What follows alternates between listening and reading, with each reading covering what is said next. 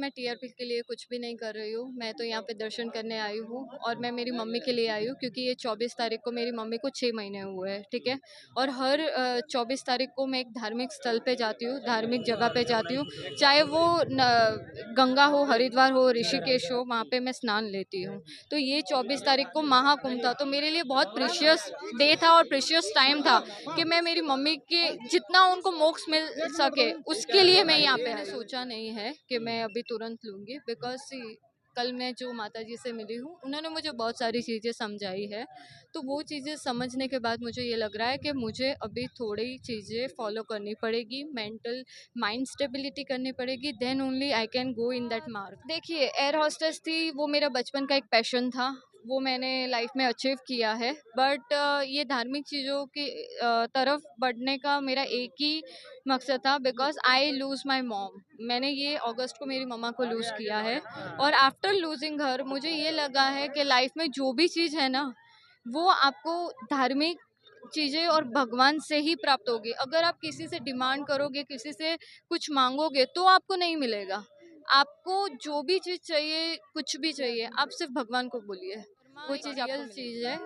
गोल घूम के कर्मा आपको वहीं यही लाइफ में भुगतना है। तो कहीं ना कहीं ये मार्ग में भगवान ही आपको लाएगा। तो आप कैसे मतलब आप किसकी उपासना कर रहे हैं? किसकी उपासना करके आप सनातन धर्म को आए हैं? मैं शिव जी की बहुत बड़ी भक्त हूँ। मैं उठते ही शिव जी का महामृत्युंजय मंत्र 108 बार करती हूँ और तभी मेरा दिन की शुरुआत होती है। अभी आप जिस गेटअप में आप देख पा रहे हैं खूबसूरत जो है यहाँ पर खड़ी हुई हैं साध्वी जी हैं, साध्वी हैं या नहीं हम इनसे जानने का प्रयास करेंगे। मेरी मौजूदगी प्रयागराज कुंभ में मैम बहुत बहुत स्वागत है आपका। क्या परिचय आपका करवाएं अपने दर्शकों से? मैं एक डीजा शर्मा हूँ। मैं अहमदाबाद की रहने वाली हूँ, ठीक है। मैं यहाँ पे सिर्फ एक स्पिरिचुअल मार्क्स के दौरान आई हूँ। मैंने ऐसा साध्वी बनने का सोचा है, बट अभी मैं साध्वी बनी नहीं हूँ। और एक दो अखाड़े में मैं कल बहुत सारे गुरुजी माताजी को मिलके आई हूँ, जहाँ पे मुझे ये बोला गया है कि अभी आप रुकिए, अभी आप ठहरिए, कुछ चीज़ें आपको त्यागनी पड़ेगी, कुछ चीज़ें आपको फॉलो करनी पड़ेगी, तभी आप साध्वी बन सकते हैं। जैसा कि अभी आपने कई इंटरव्यू में बताया कि आप एक एयर होस्टेस थी। क्या आपके मन में ऐसी क्या कौन सी ऐसी घटना आ गई आपके जीवन में कि आपको अचानक ये अध्यात्म के मार्ग में जाना पड़ा? अ, देखिए, एयर होस्टेस थी, वो मेरा बचपन का एक पैशन था, वो मैंने लाइफ में अचीव किया है। बट ये धार्मिक चीज़ों की तरफ बढ़ने का मेरा एक ही मकसद था, because I loose my mom. मैंने ये अगस्त को मेरी मम्मा को लूज़ किया है और आफ्टर लूजिंग हर मुझे ये लगा है कि लाइफ में जो भी चीज़ है ना, वो आपको धार्मिक चीज़ें और भगवान से ही प्राप्त होगी। अगर आप किसी से डिमांड करोगे, किसी से कुछ मांगोगे, तो आपको नहीं मिलेगा। आपको जो भी चीज़ चाहिए, कुछ भी चाहिए, आप सिर्फ भगवान को बोलिए, वो चीज़ आपको मिलेगी। अच्छा, जैसा कि कुंभ चल रहा है, कुंभ में बहुत सारे लोग वायरल हुए, बहुत सारे लोग ऐसा भी कर रहे हैं, आप जो है जो मतलब अपना जीवन को जो पिछला आपका जीवन छोड़ करके अध्यात्म के मार्ग में आ रही हैं। बहुत सारी टीका टिप्पणी होगी कि आप उसको सारी चीज़ बर्दाश्त करने के लिए तैयार हैं? सी अब वो सब, आज भगवान ने मुझे ये शक्ति दी है ना यहाँ आने की, तो वो सारी चीज़ें फेस करने की भी भगवान मुझे बहुत शक्ति देगा।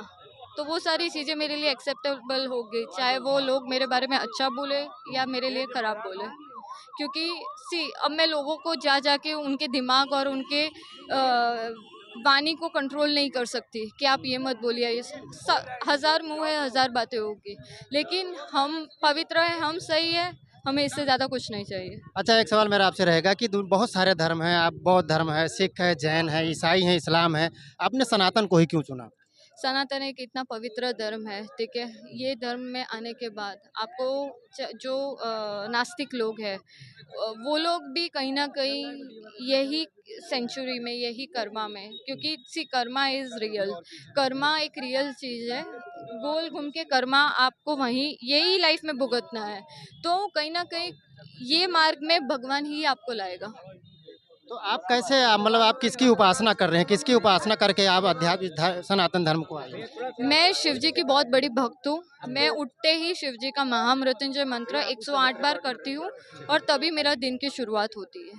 अच्छा, जैसे अभी बहुत सारे जो लोग हैं, बहुत सारी लड़कियां हैं, आज सोशल मीडिया पे फेमस होने के लिए बहुत तरह की मतलब हथकंडे अपना ला रही हैं, नग्नता को परोस रही हैं।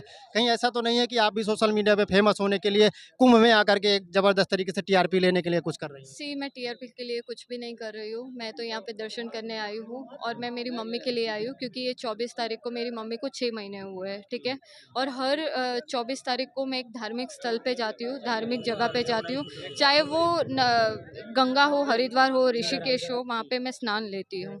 तो ये 24 तारीख को महाकुंभ था, तो मेरे लिए बहुत प्रीशियस डे था और प्रीशियस टाइम था कि मैं मेरी मम्मी के जितना उनको मोक्ष मिल सके उसके लिए मैं यहाँ पे आई हूँ। यानी आप दीक्षा कब ले रही हैं? हमारे दर्शकों को बताइए, आप दीक्षा कब ले रही हो, किस अखाड़े से आप ले रही हैं? सी अभी मैंने सोचा नहीं है कि मैं अभी तुरंत लूँगी, बिकॉज़ सी कल मैं जो माता जी से मिली हूँ उन्होंने मुझे बहुत सारी चीज़ें समझाई है।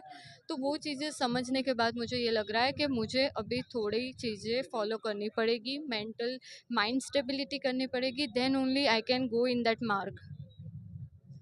चलिए, अभी आपने देखा कि जिस तरीके से महाकुंभ में जो है ममता कुलकर्णी बाबू जो बॉलीवुड की अभिनेत्री हैं, वो भी जो है साध्वी बनने के लिए आज यहाँ पर आई हैं, मंगलेश्वर बन चुकी हैं।